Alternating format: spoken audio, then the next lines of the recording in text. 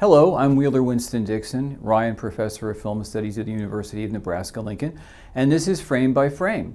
And I want to talk for a few minutes today about the new Star Wars The Force Awakens film, which is absolutely being completely anticipated by nearly everyone. It's directed by J.J. Abrams, and it's the first in the Disney series of Star Wars films, after George Lucas sold all of the rights to the Star Wars franchise for $4.1 billion, which is a very smart investment on Disney's part.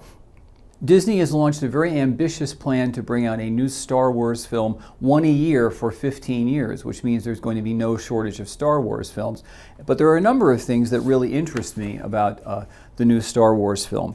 One thing is that they're using as much as possible practical special effects. They're building very extensive sets because I really sense that there's a backlash against CGI. I hear that among my students a lot, that they feel that CGI can be anything, so therefore it really isn't that all impressive anymore. And so it's going to be much less CGI and much more actually practical, and I think that's interesting as well.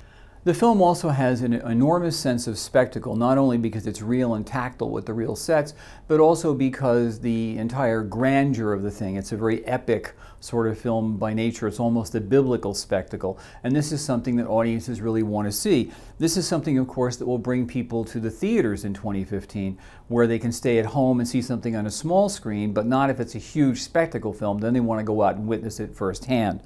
Also, of course, Star Wars has had probably more than any other film series in history, an imprint on popular culture. Since the first one appeared in 1977, it's become an absolute cult.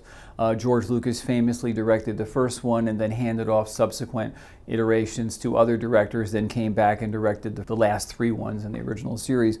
He also went back to the first three and tinkered with them and added additional special effects, which didn't go over so well with fans.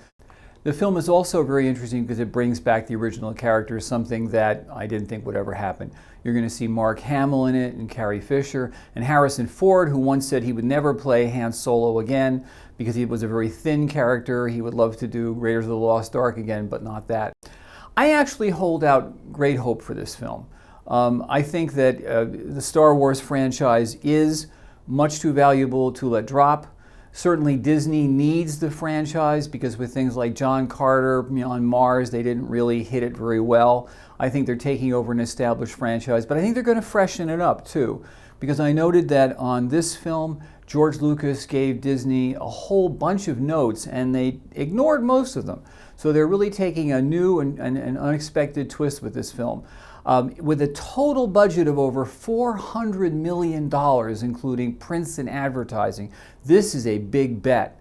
But I think that it's going to make a fortune and probably cross the billion mark faster than almost any other film in history. So I'm waiting for Star Wars The Force Awakens, and we'll look forward to that in 2016. I'm Winston Dixon, and this is Frame by Frame.